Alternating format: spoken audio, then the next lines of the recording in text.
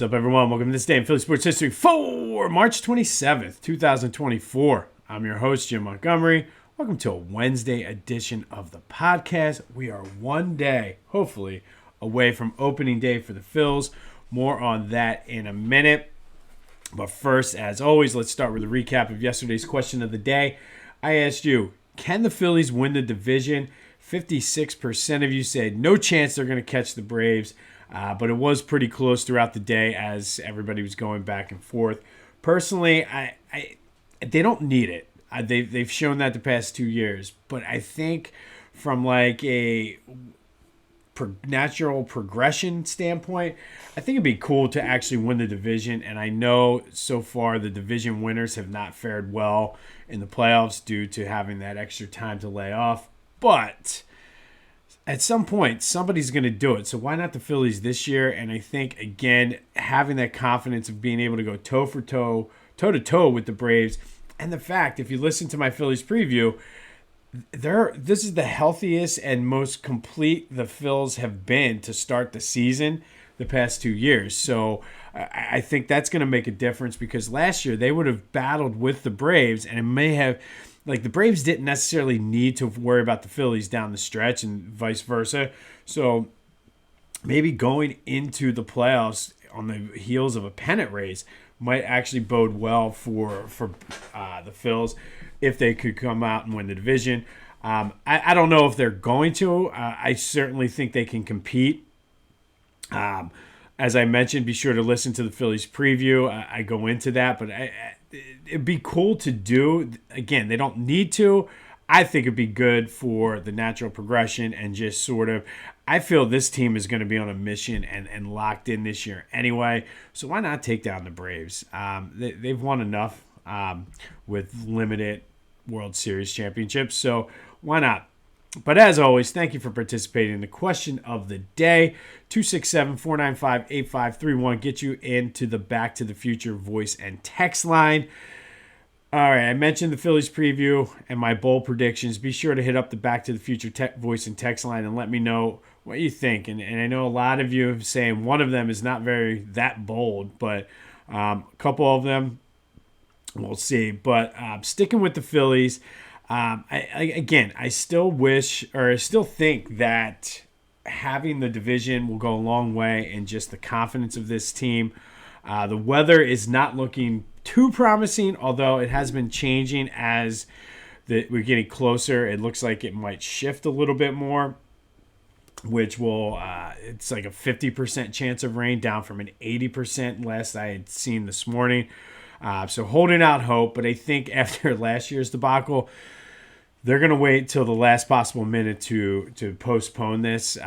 If you remember last year, it was supposed to rain, and then it ended up being 80 degrees and sunny. Quite possibly the most perfect day for an opening day baseball game, yet there was no baseball game for the Phillies. All right. The big news, or I shouldn't say the big news, but the big story continues to be just the rumblings about Jordan Montgomery. Even though Dave Dombrowski said they're not in the market for a starter, the story just won't go away. And I mean, I figure at this point, why not go for it? I mean, you're already at that luxury tax, and so much has been made about the championship window. And I mean, it's wide open. If you can do it, go for it. A little bit of caution, though, because we saw what happened with the Four Aces and all of those teams that Ruben put together, but that was really the offense kind of falling apart, and I feel as though that is the same as this team. But if you can add a guy like Jordan Montgomery for the right price for one season, I don't see a downside to that at all, especially with the question mark with Tawan Walker's health now and Christopher Sanchez. Just what's he going to do? Like, is he going to go back to the way he was? Or is he going to continue to pitch the way he did last year? So we'll see. But it's worth monitoring. I don't think it's a bad idea. But, again, it's not my money, so what do I know? The other thing I wanted to mention, which I thought was pretty funny, is Pete Rose was interviewed about the Shohei Ohtani thing, and in typical Pete Rose fashion says, if I'd have had an interpreter when I was playing, I'd be scot-free. basically implying that he does not buy anything that Ohtani said. And truthfully, I don't know if I do, man. There's a lot of smoke, and it just is.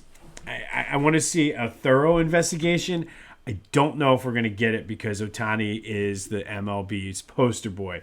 This would be the equivalent of like Patrick Mahomes getting a gambling scandal, or like LeBron James having a gambling scandal, or somebody. Like, you'd expect certain players to have them, but not the face of the league.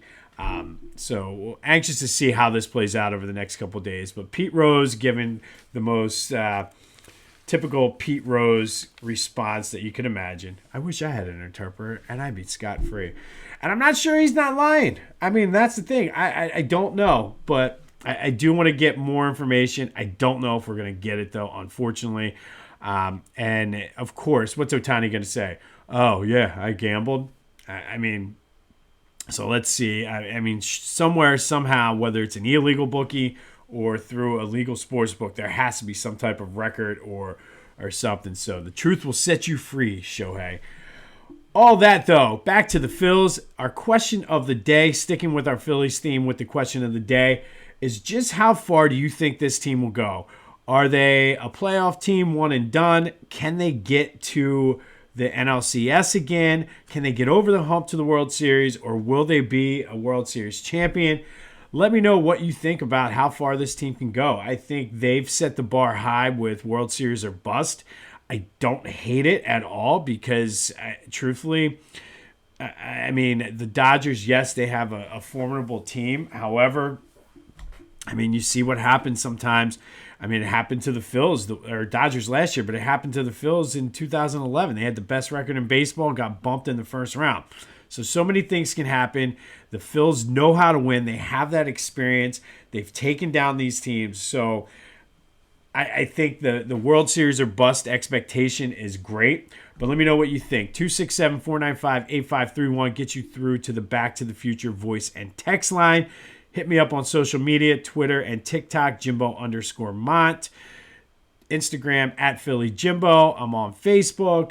Be sure to subscribe to the YouTube channel as well. I'm slowly getting closer and inching to 100. We want to get those subscribers to 100. And I know there are at least 100 people listening because I can see it in the analytics. So go subscribe. Even if you're listening to wherever you get your podcast, go to YouTube, Jimbo_Mont, subscribe to the YouTube channel, and I thank you. All right, sticking with a Phillies theme, PhillyGoat.com has done it again. The new shirt this week was Whit Merrifield, and it's a Whiz Whit shirt and has him diving for a ground ball on a steak roll. Phenomenal with the letters Whiz Whit. Looks almost like a Hulkamania type lettering, which, by the way, they have a Hertzmania shirt. If you're a Hulk Hogan fan, WrestleMania is coming up. But go get the Whit Merrifield shirt. Check out everything else they have. Get those shoes, whatever you got to do. Use the promo code Jim Montgomery for 10% off your order. That's PhillyGoat.com. Promo code Jim Montgomery for 10% off of your order.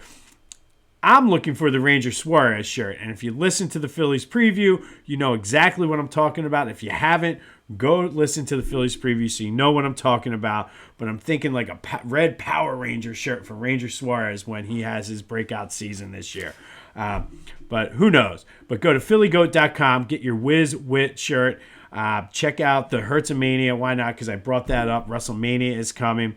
And use the promo code Jim Montgomery for 10% off your order. That's PhillyGoat.com. Use the promo code Jim Montgomery for 10% off your order. Go Ranger Suarez. I can see it. I can just picture it. I don't know. The Red Power Ranger. Go Ranger Suarez. I don't know. Maybe coming soon.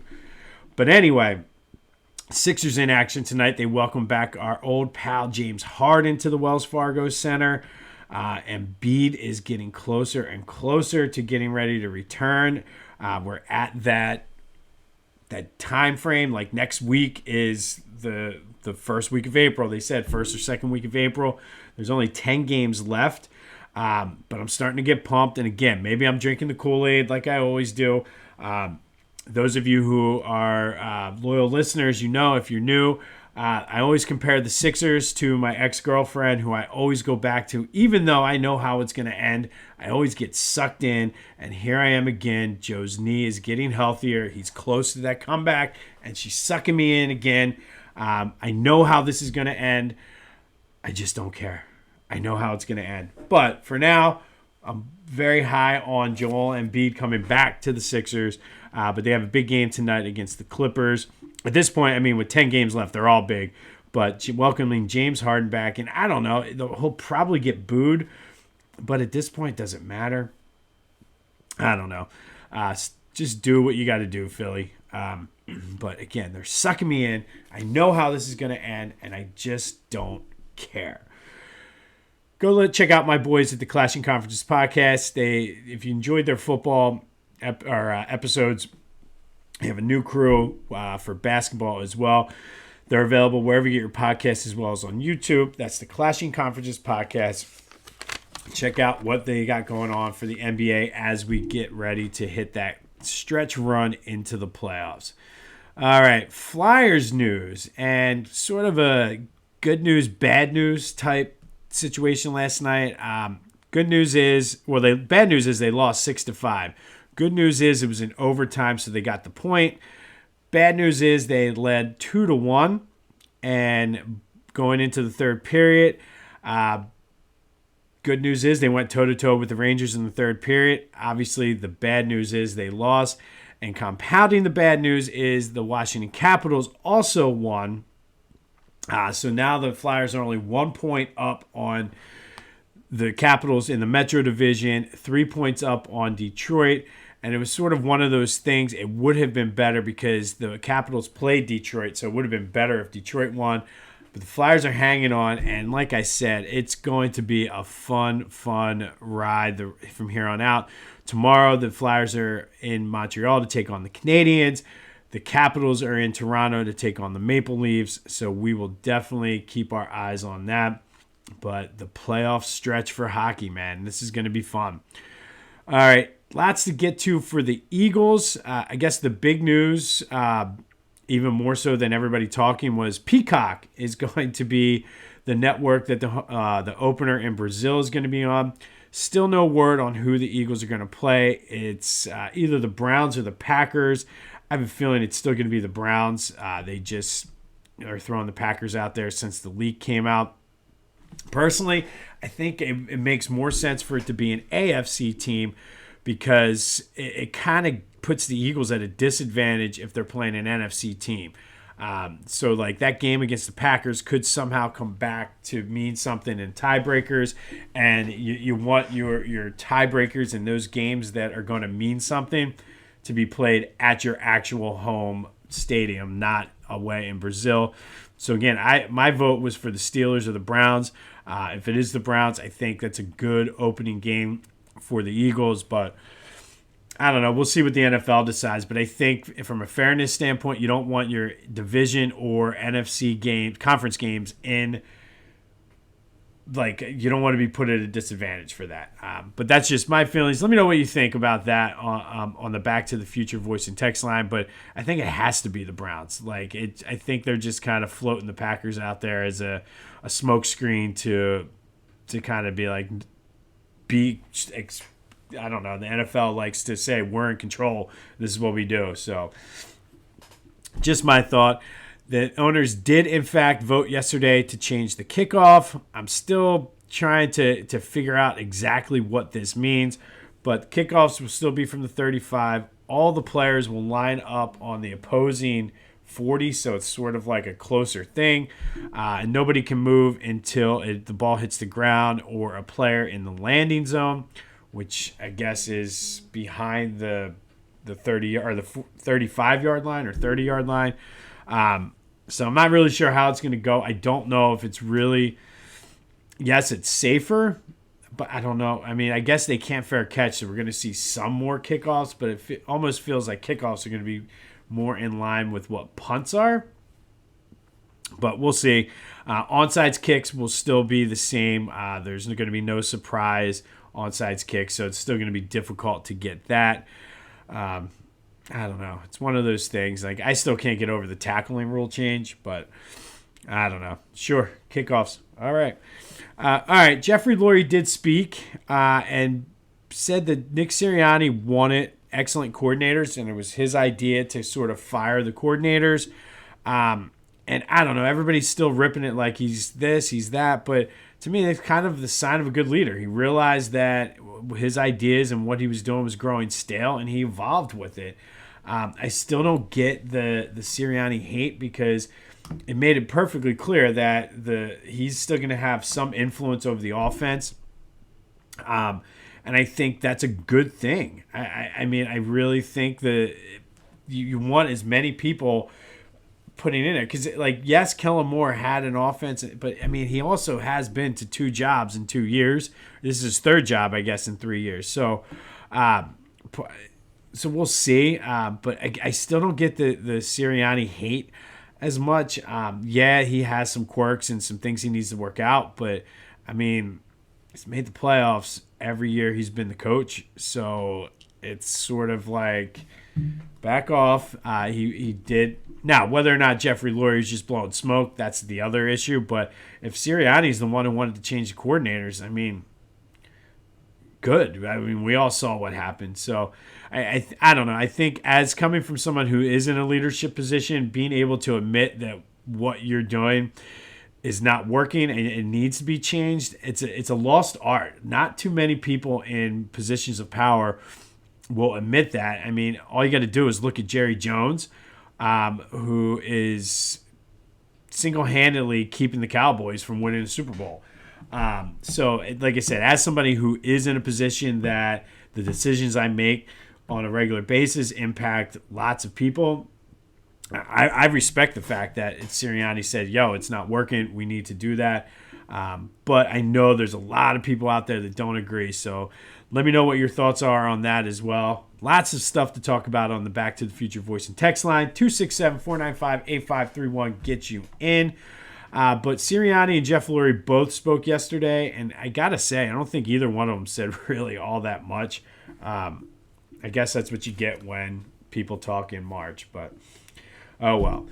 All right, we are going to continue our March Madness run through this day in Philly sports history today, and we are going to go back to the year 2004. And on this day in 2004, the Oklahoma State Cowboys beat the number 1 ranked St. Joe's Hawk 64-62 in the Elite Eight with a trip to the Final Four on the line. Delonte West had 20 points for the Hawks. Jameer Nelson had 17, 8 assists, 8 rebounds. Struggled a bit, 6 for 18 shooting from the field. Pat Carroll, the sharpshooter, struggled as well, shot 3 for 11. He did hit a big shot down the stretch. I'll get into that in a minute. For Oklahoma State, it was John Lucas III leading the way with 19 points. Yes, there's your other Philly tie, the old Sixers coach and general manager John Lucas, who coached for the Spurs too. His son was on this Oklahoma State team and led the way.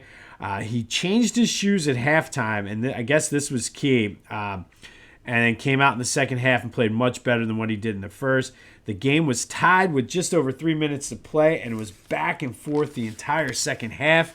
Lucas hit a fadeaway jumper with about 42 seconds left, and it was the first basket made since the game was tied with just over 3. So lots of struggle down the stretch there. Oklahoma State had the lead. Pat Carroll then hit a big 3 to give St. Joe's a lead with 29.9 seconds left. Oklahoma State had no timeouts left, so they were just playing, and they went. On the next ensuing possession up the court, the Oklahoma State player tried to make a drive to the basket and actually ripped his shoe and he was falling, had to kind of pass the ball to John Lucas, who was out on the three-point line, and everybody was collapsing. If you watch the replay of it, everybody kind of collapsed on the guy that was driving because that's who you were kind of expecting to take that shot. But he ripped his shoe, kicked it out to Lucas, who hit a wide-open 3 with 6.9 seconds left. Jameer Nelson dribbled the ball up the court, took a jumper from the foul line it came up just short, ending the season for the St. Joe's Hawks with a 30-2 record. That game, they just rolled through the season. They beat Gonzaga to open the season and then just rolled until they got to the A-10 tournament. Rolled through the NCAA tournament with that number 1 ranking before facing off with Oklahoma State and John Lucas III. Oklahoma State would go on to lose to Georgia Tech in the Final Four, but I did root very hard for this St. Joe's team, which is big of me to admit considering I'm a Temple guy and I don't like St. Joe's, but it was hard not to like this team with Delonte West, Pat Carroll, and Jameer Nelson, coached by Phil Martelli. They're just probably one of the greatest teams, right up there with the 87-88 Temple Owls in recent years, probably the past 30, 40 years. And I would even say on top of some of the teams that Villanova had that won, I would put this team right up there at the top of the list. It's an unfortunate ending, but Oklahoma State was a bigger team and gave them fits, hence the shooting problems. But on this day in 2004, the Oklahoma State Cowboys beat the St. Joe's Hawks 64-62 in the Elite Eight, ending the magical run of the St. Joe's Hawks that year. And once again, no Final Four team from Philadelphia. They went a long time from the 85 Villanova Wildcats to, I guess it was 2009 when Villanova went back. That's how long of a stretch it went. And they many close calls throughout that time, but this was one of them. Finally today, we're going to finish up with our This Day in Philly Sports History Women's History Month Spotlight, and we're going to talk about Betty Shellenberger, who is a Germantown native and a field hockey lacrosse legend. She went to the Agnes Irwin School, which, ironically enough, Agnes Irwin, and this is just this is the kind of stuff I live for. Agnes Irwin was Ben Franklin's great-great-granddaughter. So there you go. But Betty played on the U.S. national field hockey team from 1939 to 1941, from 1946 to 1955, and then again in 1960. The 21 years, I could not find anyone who played longer, is the longest in USA field hockey history. If anybody out there can think of someone who has more, let me know. She's a 3-time IFWHA All-Tournament team. She was the captain of the United States team for that tournament in 1959. She's an 11-time member of the United States lacrosse team. She served on the International Hockey Rules Board from 1967 to 1990. She was the president of the USA Women's Lacrosse Association.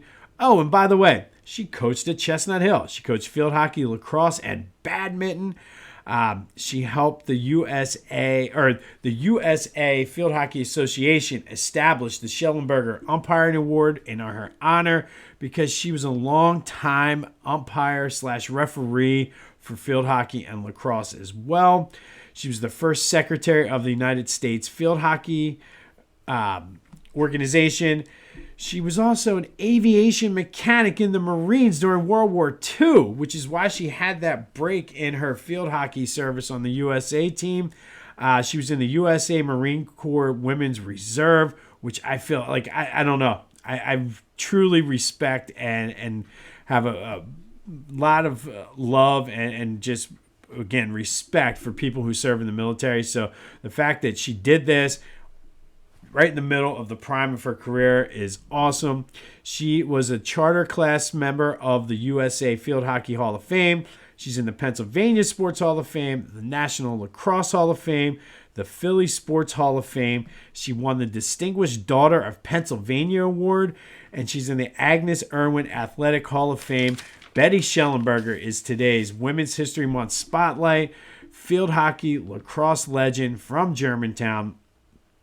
She played field hockey, played lacrosse, she coached badminton, she was an umpire, she served on the board, she was on the rules committee, and then she was an aviation mechanic in the Marines during World War II.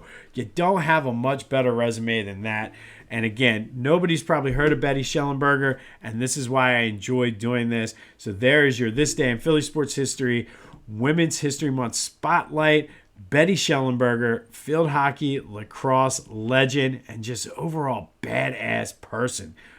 Just incredible life she lived.